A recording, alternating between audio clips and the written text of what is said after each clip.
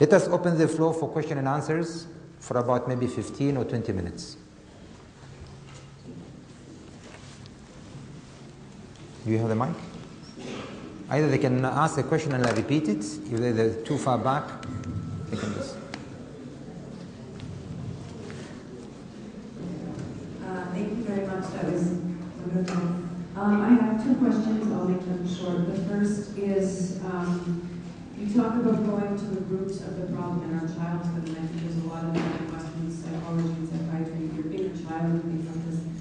What would you say to people that would be prone to getting lost in the problem and staying stuck back there rather than living in today and working in the solution? First part. And then second, I might be one of those people who gets lost in the past and stuck in the problem.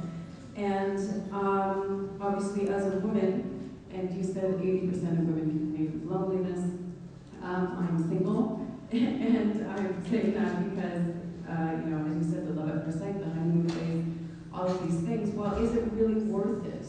Is what I'm saying. I mean, is it better to be single and live my life working on real world problems, and you know, rather than living my life and trying to? Thank you for being honest and for raising some serious issues. Being stuck in the past. A lot of people unfortunately do that. In the past, if you talk about Oman as a community, we used to have the comfort and the leisure of having 3 generations in one house. You'll have the grandparents, parents, and the children live in one house.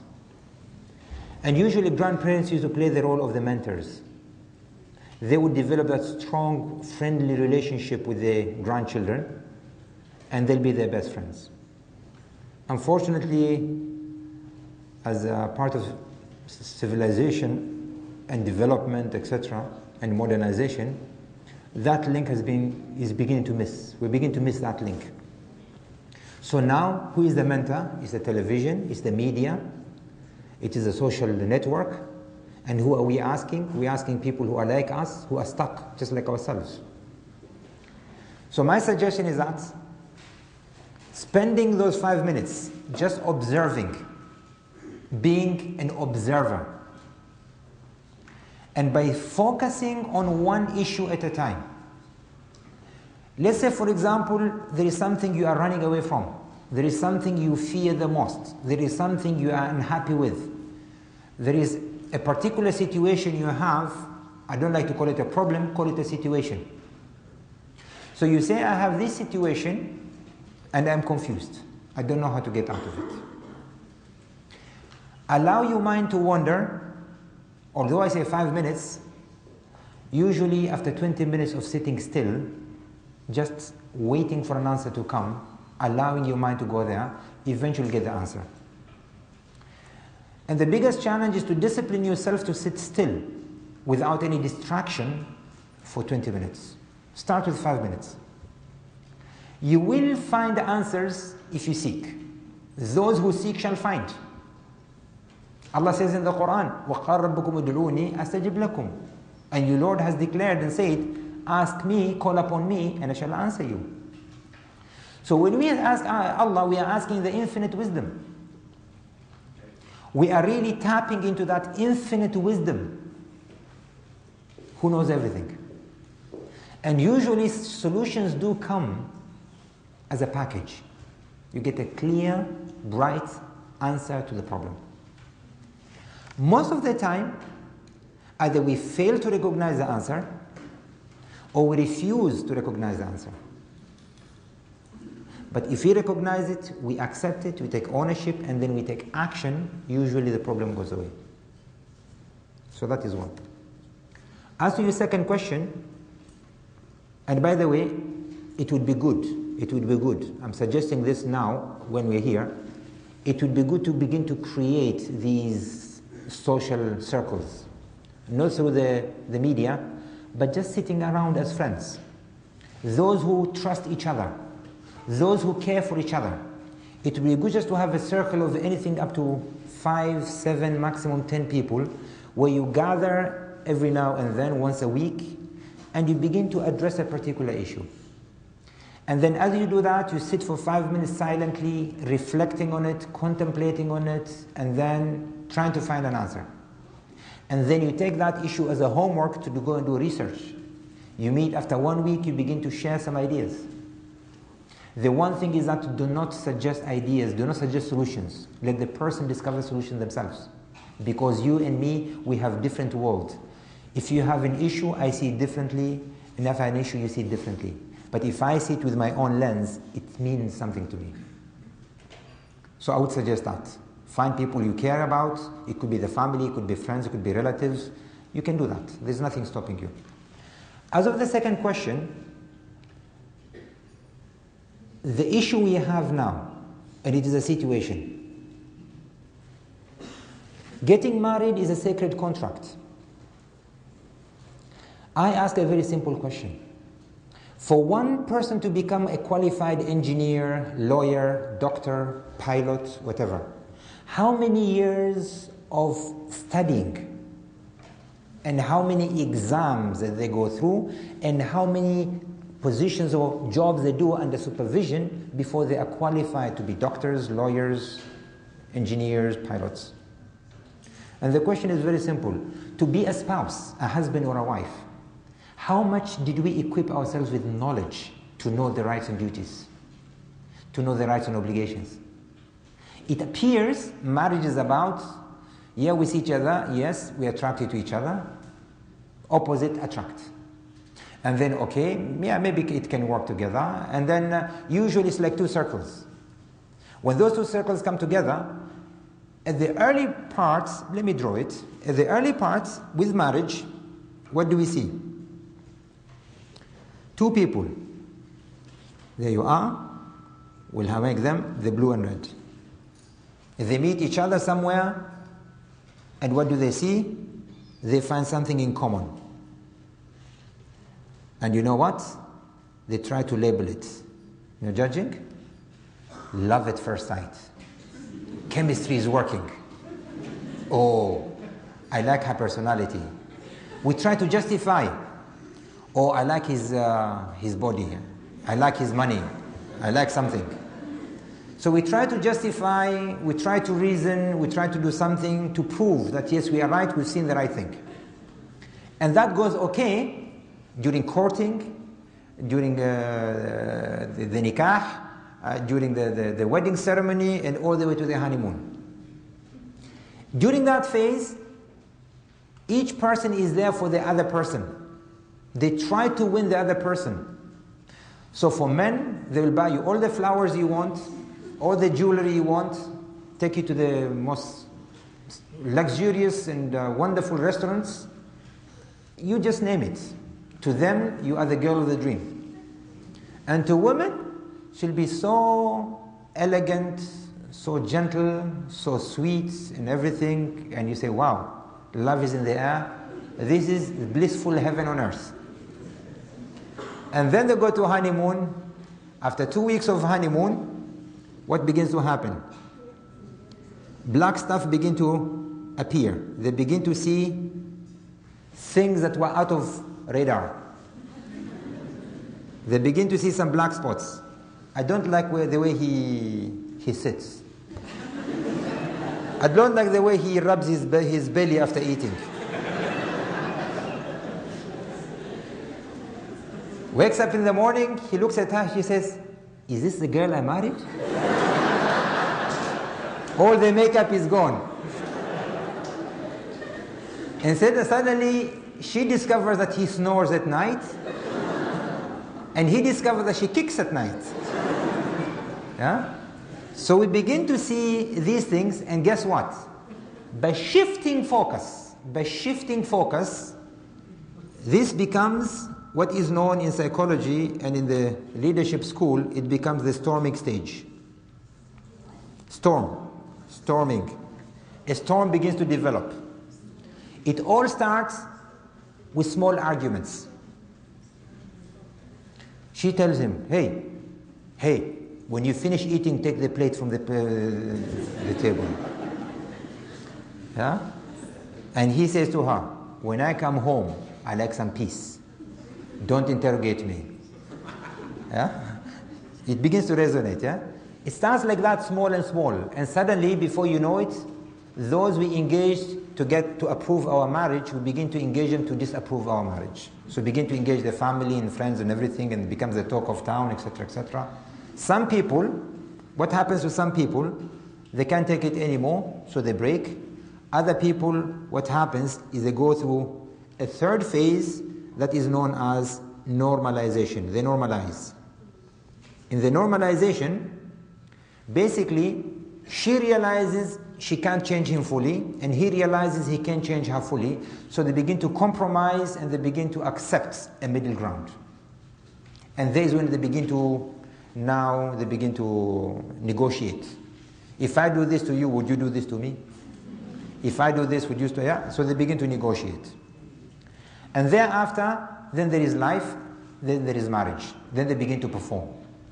In that performance, they live with the shortfalls that they realize marriage is not perfect. Marriage is not about Romeo and Juliet. Marriage is not about love 24/7. With marriage, it is the most maintenance-intensive relationship you can get into. The Prophet of Islam had to go through these phases as well, being as perfect as he was. The Quran testifies to that this is part and parcel of life. So my answer to you is that as a community, we fail to go and learn what happens in marriage. We fail to go and learn duties, obligations, rights, and everything. And then most of the time we go and ask people who are less knowledgeable, and they usually give us the wrong advice. They say, do not allow to be intimidated. Yeah? The best way to do that is to twist his arm. This is what you can do. They begin to give you advice that probably is wrong most of the time. Yeah?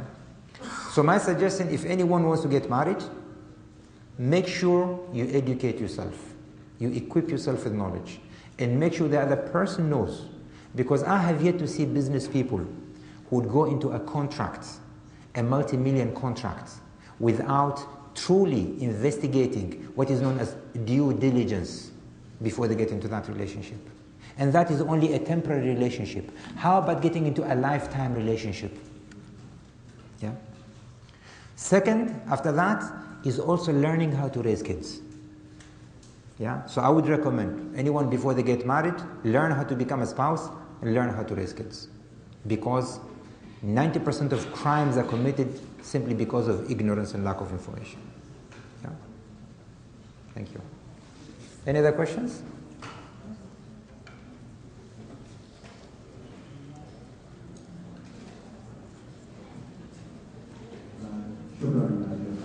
Afwan.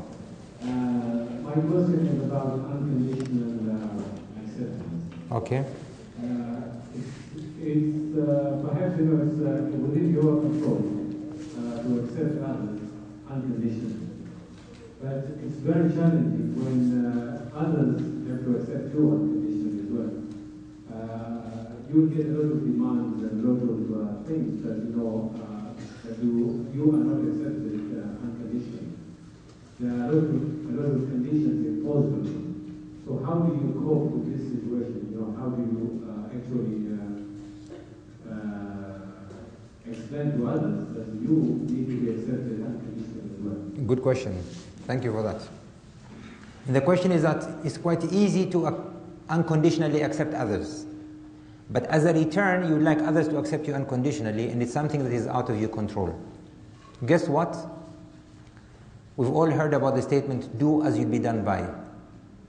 In the Quran it says, وَمَا جَزَاءُ الْإِحْسَانِ إِلَّا الْإِحْسَانِ.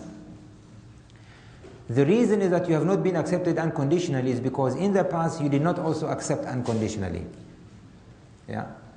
Give it a try. When you accept others unconditionally, it will take them time to realize what is happening before they would accept you unconditionally. The Prophet of Islam said, أَقْرَبُكُم مِّنِّي مَجْلِسًا يَوْمَ الْقِيَامَةِ أَحَاسِنُكُمْ أَخْلَاقًا. Those who are going to be so close to me in ranks at the Day of Judgment are the ones who are full of manners in the way they deal with others. In other words, yeah, they truly accept people as they are. In so doing, people will eventually accept you. Let me share with you a story that I read once in a Chinese book. The story goes like this. A young lady fell in love with a young man, and to them it was bliss on the air. Wonderful marriage, happy with each other, but there was a snag. They had to live in a house with the husband's mother. So she had to live with her mother-in-law. The mother-in-law, realizing that suddenly another woman has come to her son's life, and being possessive, she wanted his attention, they began to compete. A mother-in-law and the wife began to compete for his attention. And before you know it, there was a lot of clash, friction that developed gradually to become into resentment, anger, and they all played games with him, trying to win him. So she realized that the mother-in-law is standing on her way between her and her loved ones. So she wanted to get rid of her mother-in-law. She said, how can I get rid of her? She went to one of these shifus. Shifu is a knowledge person, a teacher. And she told her story. And the shifu said, I have a solution for you. It's easy. We've done it many times before. He gave her a bottle of water. And he said, in this bottle of water, I have put only one droplet of a very strong poison. To ensure that she doesn't die suddenly and people don't have any suspicions around you, give her a little bit of this water every day, and it will slowly poison her body and become weak, and then she'll eventually die. It will take about 6 months for this to work. And she said to herself, I've lived with this mother-in-law for more than 2 years. 6 months, thereafter I'm going to live everly. I'm going to live happily thereafter. No problem. And then the shifu said to her as well, when you begin to give her this water, be nice to her. So that again, people don't think because you hate her, you resent her. As a result, you did something to her. So she did 2 things. Gave a little bit of that water every day, and she became nice to her. And she began to give the water, day by day, day by day. After 3 months, the mother-in-law realized that this girl has been so nice to her, she began to like her. And they became good friends. Now they could have stories together, they could chat together. When their husband would come, they would sit together, and things were wonderful. But after 5 months, the mother began to become ill, and her health deteriorated so fast. At that moment, the girl regretted doing what she was doing. Now this mother is wonderful. She is so cute, so nice, so pleasant. She says, now I want her because now she is my friend. So she ran to the shifu and said, you know what? I want to reverse the damage. I've done the damage, I want to reverse it. And the shifu said, unfortunately, it's too late. You can't do anything. And she began to break down and crying. As she was doing that, she says, my girl, stop crying. The water that I gave you is pure water. There is nothing in it. What changed her is your attitude towards her. So my suggestion, as a long-winded answer, the way you treat people, eventually they're going to treat you. Nevertheless, there will always be those who are, like to suggest with one of our sisters here, who are locked into their past. People who are locked into their past, it's not supposed to be your problem. It's their problem. It is their issue. The only thing you can do is support them to unlock themselves from their past. But if they choose to remain in their past, then all you have to do is that give unconditionally, accept them unconditionally, and let them live with their life. Yeah. As I said, no one has the authority to change anybody. Yeah. Thank you. How do you link this? I know the hierarchy of Muslims. It says nobody. He suggests that a person can reach the self-actualization, but again he suggests nobody in life can reach the self-actualization until the death. Until they die. Until they die. Yeah. Yeah. And how do you link this when you said the responsible, love unconditional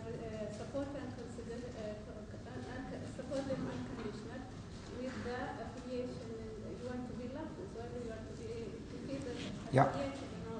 Indeed. Yeah. Two questions.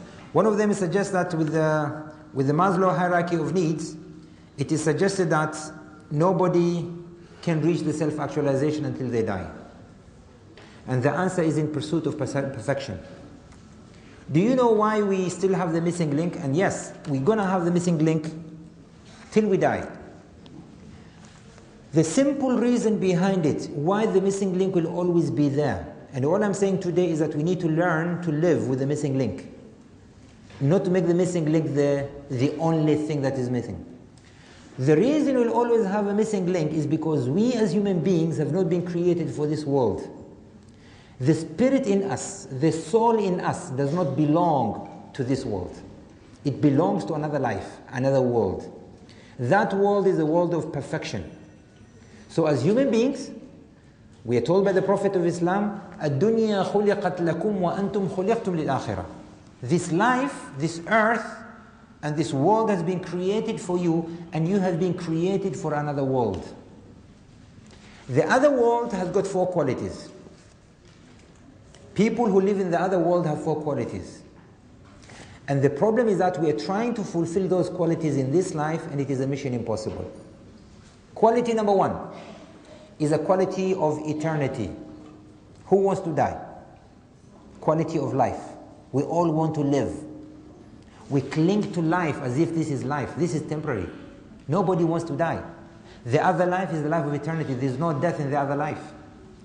Quality number 2 is a quality of remaining young. We all play games to remain young, but it's temporary. The other life is remaining young forever. Quality number 3 is a quality of want. We always want more and more and more. The more we have, the more we want. The other life is a quality of abundance, unlimited abundance. And the final quality, quality number 4, all these 3 qualities combined together go to serve quality number 4. Wanting to live, wanting to remain young, wanting to have everything is basically to have a blissful pleasure. Blissful pleasure. Unlimited happiness. And all these go to serve that quality number 4. That life is unlimited happiness. All are mentioned in the Quran. So yes, the missing link will always be there. What I'm suggesting today, let us not become the hostage of a missing link. Let us not become so much emotionally reactive to the missing link. The missing link is not everything in life. Everything is on the move. What is missing today will become tomorrow, and another missing link will come. We ought not to be preoccupied with what is missing, whilst failing to enjoy what we already have. Let us learn to enjoy what we have before we go and seek what we don't have. Yeah. Thank you. We'll take 2 more questions. We have 2 ladies here, and we have a gent at the back. Yeah. So let's take the question from the gent, and then we'll come to the 2 ladies, and then call it a day.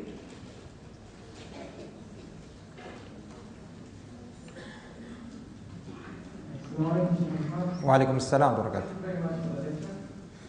Just part of the relationship regarding the divorce, you said that any 2 couples, they have enough knowledge before they get married. Yes. I remember one of the country, they found out that the increase of divorce of men and women has increased high.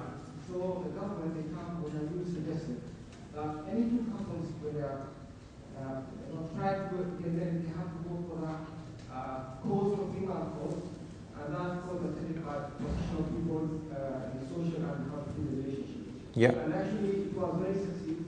Even the number of divorce had been decreased, and it was very successful. So for that, I'm suggesting if there's any chance here in Oman, the government can go on kind of those courses. Yeah. Malaysia have done that.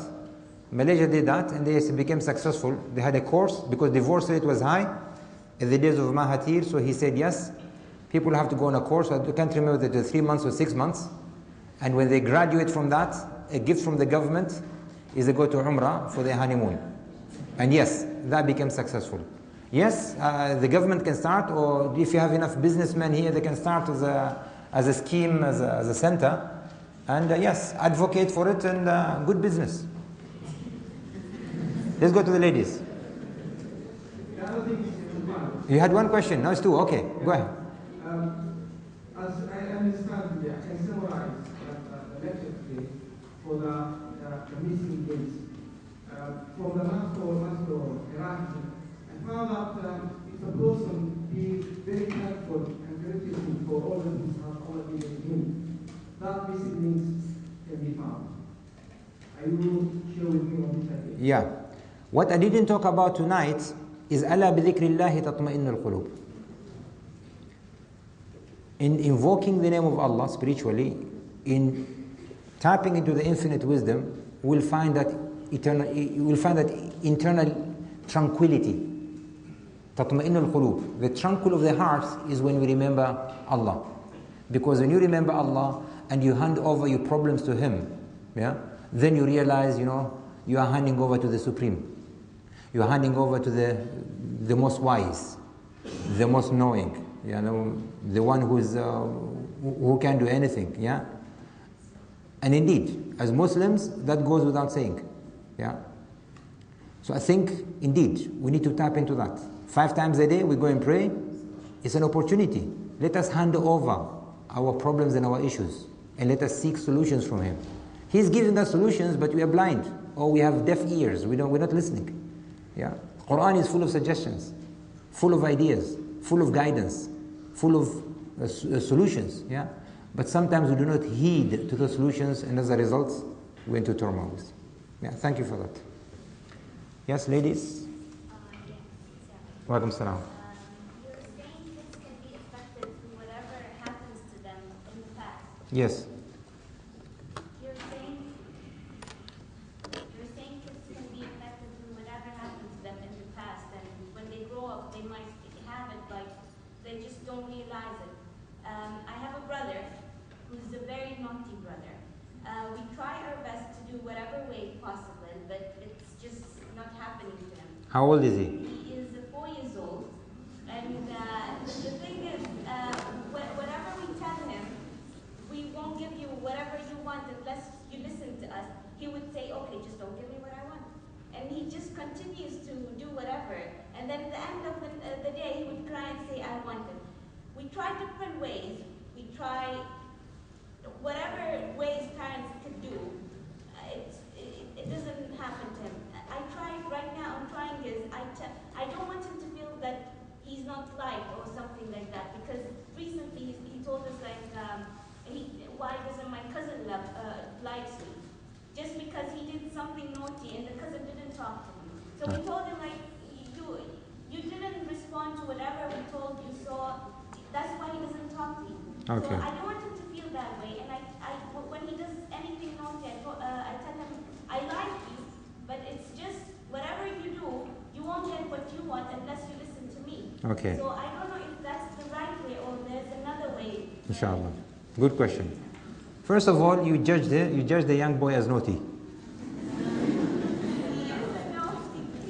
You're still judging him as naughty. And my suggestion, he is not naughty. As children, when we are born with 2 qualities. One of them is we are uninhibited. We come to this world uninhibited. And the first thing our parents and our brothers and sisters do to us, they begin to inhibit us. Through inhibition, we begin to kill creativity, talents, and you name it. And then we begin to get into this vicious circle of emotional blackmailing. Yeah? Second thing, we are born as fearless. Fearless. We have no fear. Kids do everything. They don't think of consequences. To them, they can easily jump from a 10-story building. They go to a swimming pool, they see water, they want to jump. So we are born fearless. And guess what? The first thing our parents do, they inhibit us and they instill fear in us. I'm not suggesting it is wrong. All I'm suggesting, because we have failed to go and learn how to raise kids, we make damage. Because we fail to learn, we go and cause damage. We try to fix it using our strength. We go black emotions. Again, conditional. If you do this, this will happen to you. If you don't do this, if you don't stop, this will not happen to you. My suggestion is that we had that last time session we had about teens. It applies to kids. First thing is that with kids, all the way to the age of 7, is to give them unconditional love. If they have a lot of energy, it is our duty to provide environment for them to go and dissipate that energy. It's not our duty to go and restrain that energy. We have to allow that energy to dissipate. It is our duty to ensure we also give them enough room to explore, to learn, to discover the world. The only time we can inhibit them if it becomes a life-threatening event. Most of the time, it is what is happening with kids, it is an irritation. They are not allowing us to watch the news, they're not allowing us to have a conversation, they're not allowing us to have enough quiet time, and they become a bother. Children are very demanding with attention. And with children, you cannot speak and not look at them. If you speak and not look at them, they feel you're not speaking to them. You have to give them the undivided attention. And it becomes, to a lot of parents, very draining, energy draining. I accept. But that's why you have them. Yeah? Yeah? So, with kids, 3 things do to them. First of them, always raise their self-esteem. Tell them they are good boys. MashaAllah, خلي تيجي تجلس هنا. من وين من Philippines? Magandang gabi. Mabuhay, mabuhay. Maupo ka dito. Salamat po. Kumusta? Mabuti. Ano ang pangalan mo? Lucita. Okay. Pahinga. 3 things you need to do, kids. Number 1, always protect their self-esteem. I hope parents are listening to me. Protect their self-esteem. Never, ever, never, ever lower their self-esteem. By not lowering their self-esteem, do not make them feel guilty. Do not make them feel that they are bad. Do not make them feel that they are naughty, that they are dangerous. Never, ever do that. I know it's a challenge, but there is a way out. It will take time, and the minute you begin to play the game, you'll realize that it's the sweetest thing ever on this earth. Number 2, give them enough room to explore, to learn, to discover.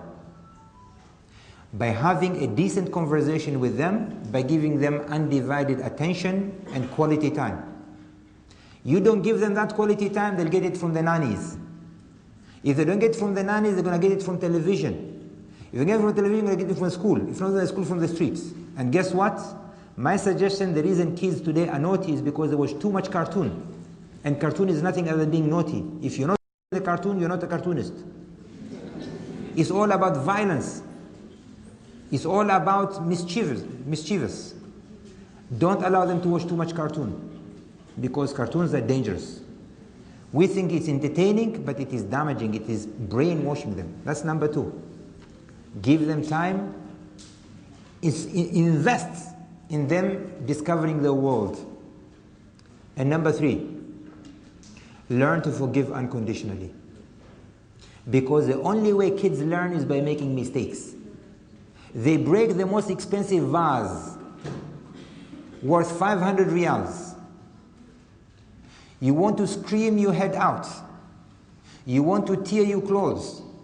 You want to whack them. Whatever you do, it will not bring back the vase. It's gone. Only thing you can do is let them learn from that experience. Never express any shock to them. Okay, you've broken it. Let us learn from this. How in future can we prevent this? I'll repeat to kids, my dear brothers and sisters. Self-esteem, keep on raising it on your children. Make them feel proud of themselves. Focus on their identity. Tell them how good they are. Tell them how much you love them. You can never give them enough. Number 2, give them enough room for them to discover their world. Provide that undivided attention, quality time. Provide them with games, with books. Take them out. Let them find the world. If they have energy, give them outdoor activity to dissipate that energy, to let that energy out. And number 3, never ever make them feel guilty. All the way until they are 10. The only time the kid has to begin to feel the sense of responsibility is after the age of 10, not when they're 3 or 4. Yeah? You have a wonderful brother. Being naughty, it means that he's energetic, he's creative, and he's going to be a successful person in future. You're going to be very proud of him in future. Barakallahu feekum. Thank you for sharing that story. Final question from... Okay, if you take the mic, please.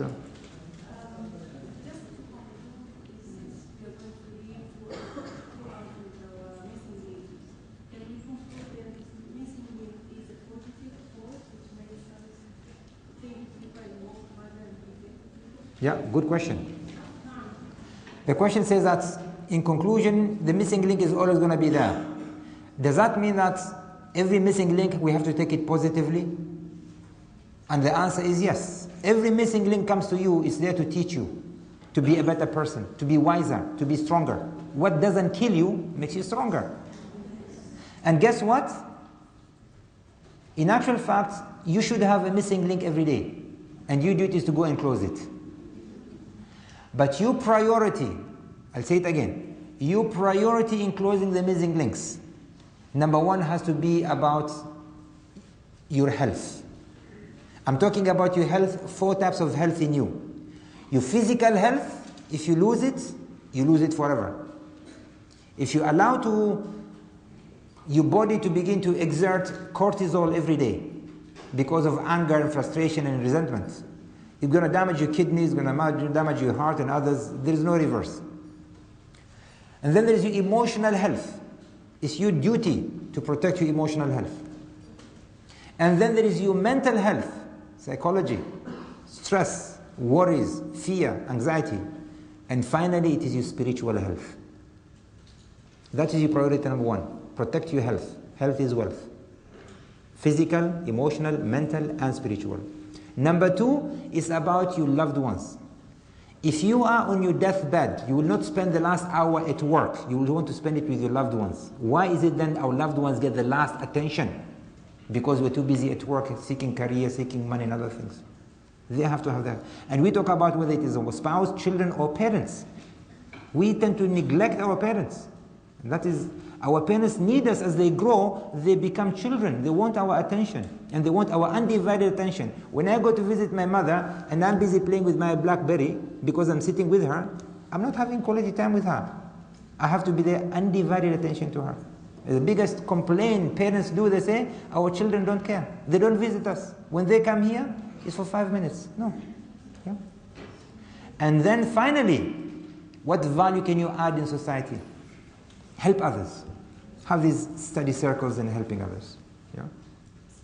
Tamam? So before we conclude, questions are over.